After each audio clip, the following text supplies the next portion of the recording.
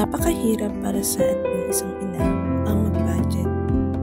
Lalo na kapag alam mo kahit na anong pilit mo, hindi pa rin sasapat ang pera para sa lahat ng pangangailangan.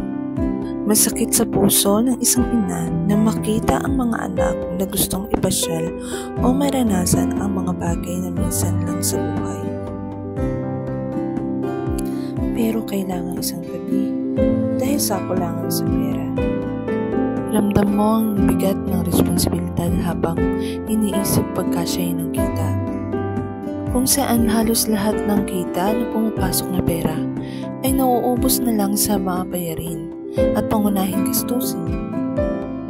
Tila ang bawat araw ay nagiging mas mahirap at bawat sentimo ay kailangan sulitin upang masigurado na may sapat para sa kinabukasan sa